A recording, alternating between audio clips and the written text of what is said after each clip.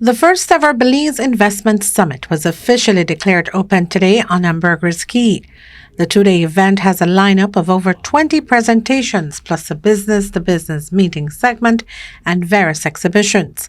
The summit is an idea of Belize's Prime Minister John Briceño, with an aim to boost the country's economy with a focus on international investments. The morning saw presentations from Prime Minister Briceño, the government's financial CEO Narda Garcia, and the Minister of the Blue Economy Andra Perez. I pitched the idea of an investment summit to him, but for next year. And he immediately instructed that it be done this year. He felt it was too important and it had to be done forthwith. The first investment summit is the culmination of the government of Belize's aggressive effort to enable a more efficient investment environment. The Ministry of Investment and other various units under the Prime Minister's responsibility have all understood the urgency to ensure investments are increased and expanded. My government's game plan, or our North Star for economic growth and prosperity, is entitled Leading for Sustained Growth and Prosperity for All Belizeans. You see, we are fully convinced that we can create an environment conducive to economic transformation. Investment provides an opportunity for growth in micro, small, medium, and large enterprises. I'm convinced that if we create initiatives which include access to finance and a more seamless enabling mechanism, that we can rebuild our economy with MSMEs at its foundation and without compromising the economic initiatives of the larger enterprises.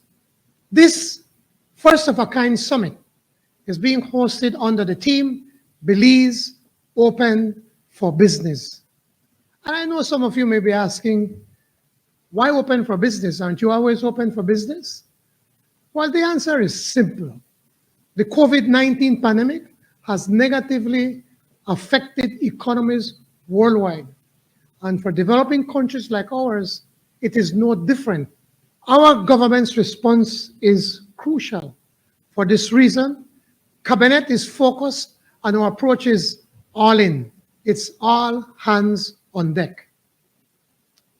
The rules, legislation, policies, and procedures are being addressed holistically.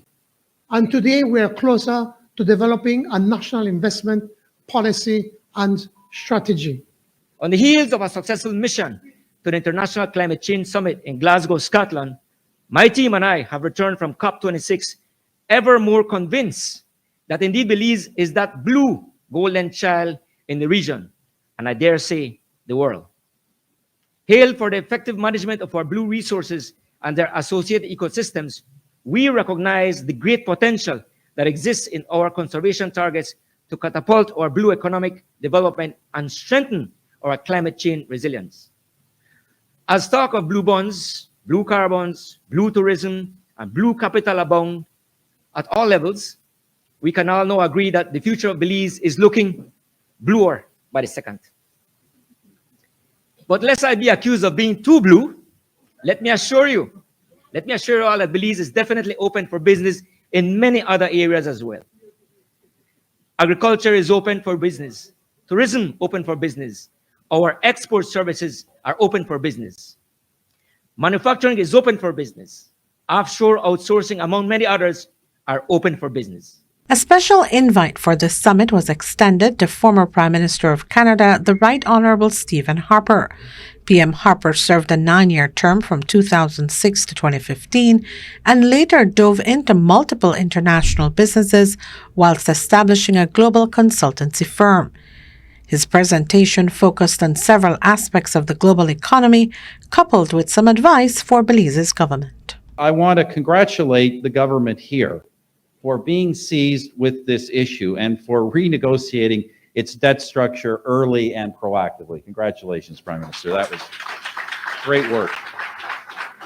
A lot of foresight. This country does have exceptional strengths and potential. It's a multilingual country, of course, officially English speaking, with British common law and land title and protections common to Commonwealth countries and the United States. You're also positioned at the intersection of North America, the Commonwealth, the Caribbean, Latin America, and something which is reflected in a population that is both diverse and remarkably unified.